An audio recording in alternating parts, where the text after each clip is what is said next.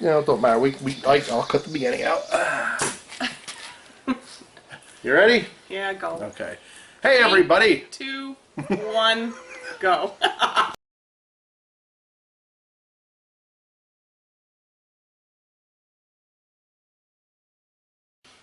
When you got let go from your job, did you look for anything else other than another mechanic's position? Did you put in for anything? Did you ever, I'll just finish the question, did you ever say to yourself, screw that, I do not want to go back, I don't care if it's an independent, I don't care what it is, I don't want to do mechanics, screw that, I'll go back to chemistry, I'll start another line, or, well, you know what I'm saying. Okay.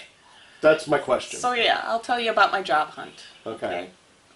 So the first week, I went door to door delivering resumes. So every local dealership, Ford dealership, I went to, let's see, maybe 15, close to 15 or 20 dealerships, and passed out my resume.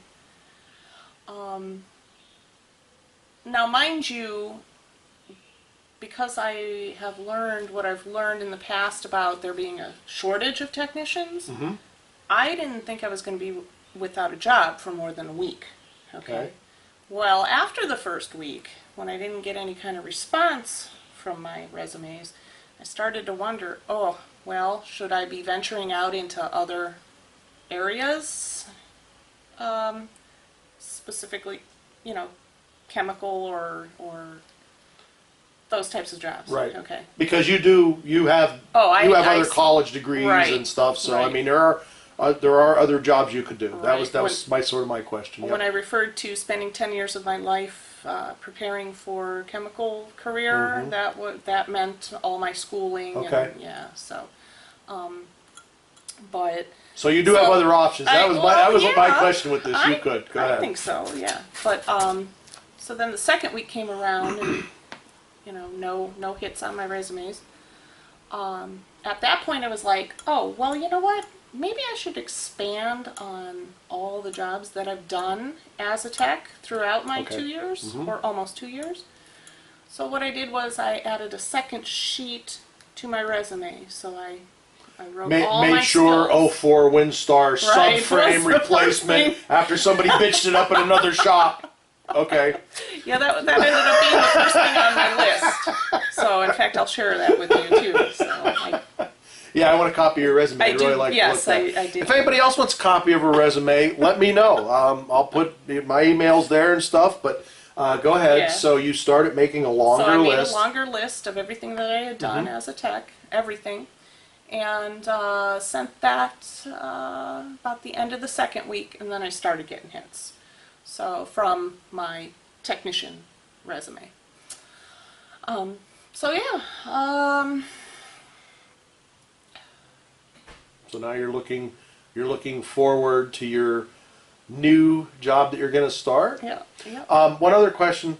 Well, actually, there'll be two questions. One first. Now, as far as when you said about your resume and then you filled that out, I'm assuming on your first one. What certifications? You worked for a Ford garage specifically. What certifications? ASE, I'm sure Ford has their own, like GM does and stuff. So you have those, and you were required to get those when you were working with Ford? So yeah, all of my certifications are Ford certifications. Let's see. So there are several categories. There's like 20 categories that were assigned to me, and I had completed about 12 of them. Oh, wow. So suspension specialist, brake specialist, HVAC specialist. Wow. Electrical specialist. Damn, I want to see your resume. Yeah, thanks. And engine repair. Okay. Of course, I haven't had that much hands-on. So it is sort of like the categories. I mean, I don't know how familiar you are with the ASE, but it is sort of like that's almost like the categories of ASE. You're just doing it for Ford. For Ford. Geared towards them. Okay. Right. Ford does not mandate that we have ASEs. Well, no, you're doing the Ford, which is the same thing, which they want. Yep. Is a little more comprehensive, actually. So. Well, yeah, and I mean, even if you decide, once you get geared towards Ford, I know you'd like to stay with the Ford dealership, Yeah, but I almost think, and I could be wrong, but I would think if you go to a GM garage and they know you've obtained certifications, that's going to mean something, even though they're not ASE, even though they're geared towards Ford, you still went and got certifications to work on stuff. Right, Sure. right. In fact, I have a goal of being a senior master tech for Ford. Yeah, oh yeah. Oh, I have Cool. dreams and goals, you know. So I'm You trying always- to work toward them. You always got to have them. That's great. But, yeah. Is there anything else that you'd like to add or talk about, say? Well, just that when I was talking about how supportive the management at Clavin was, I really felt like that was the job that I was going to have for a lifetime. I really had that mentality of staying there the rest of my career, and it was just kind of sad when it didn't happen that way. So. Yeah, because from what you've said and the way you've said it, I mean you actually love the automotives, but you actually did really love working at that particular dealership and what you did. And I did. I loved everyone there, and I think everyone there could like back that up. That, you know, that I always went to work with a positive attitude and just. It's tough to find a job that you love. I do mine because I have to and I need the paycheck. It's not a bad job, but to say that I love doing it, that's too bad. But as just hopefully it opens up. It did in a way. Yeah. It opened up one door to another dealership. And okay, so Leanne's getting a new job at Ford. We discussed that. So since this is going to be on YouTube and on my YouTube channel, I was asking her, I wanted to ask her what she thought about starting a YouTube channel. Please correct me if I'm wrong, anybody out there, but to actually have a female certified tech on YouTube, I personally can't think of one. There may be, and if there is, please point me towards them. But somebody that can say that they have the certifications and that they've actually done the flat rate tech job. There's probably ones that have done the schooling, but I mean actually to go that far, I think it's great, and I personally would think it'd be great if you had your own channel and start doing some of your own stuff. And what's your thoughts on that? Well, since you mentioned it a couple days ago, I have been thinking about it actually. So, I mean, I have given it some thought in the past and have been a little deterred by potential negative comments because... that goes with the territory, unfortunately, and I can tell you that from personal experience. And that had deterred me. Right. But, I've been giving it a little more thought, and yeah, I was able to think of one or two topics that I could like start with, and just remember, there's always this thing called blocking people and deleting. Some people don't believe in that, but you know what? You get an asshole on there, I'm okay with getting rid of them. But any idea of where you might start, or what you would do, what you would start with? You want to give that out now, or you want to keep that a surprise, or? I don't know. I feel okay talking about it right now. So I was thinking of the first video being strictly introductory, kind of like starting with who I am, what my goals are, and definitely want to make sure that I cover like all the people who have influenced me. There are so many. To sit here now and talk about every single one of them, I don't think I could. Well, I would actually have to write all that stuff down. Well, yeah, and off camera here, we talked about it, and I mean, we're just giving the broad overview of this on this video, and not that it matters, but I'm probably going to cut it up into two parts because it's going pretty good, and I mean, I think we're getting some good content. I think we can make 2 videos out of it, but yeah, and I don't know if you thought of this, but and some people would consider it bragging, but to me, I think if you've done these things, you have the right to do it.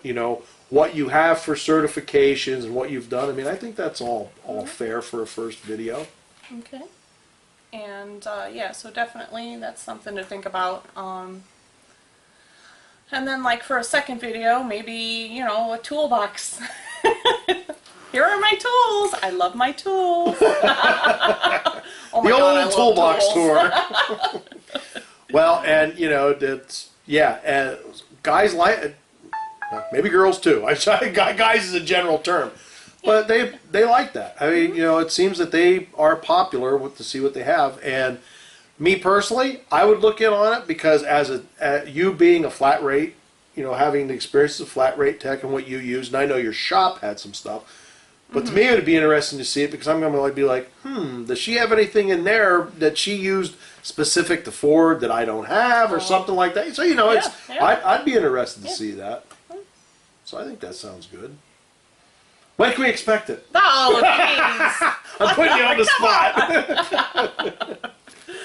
In time, huh? In time. I mean, I'll tell you what. The first hurdle is learning how to, you know, YouTube stuff. Get a channel going. I have no idea. You have two people that can help you with that. Oh. So, myself and Helga, we both have experience with that.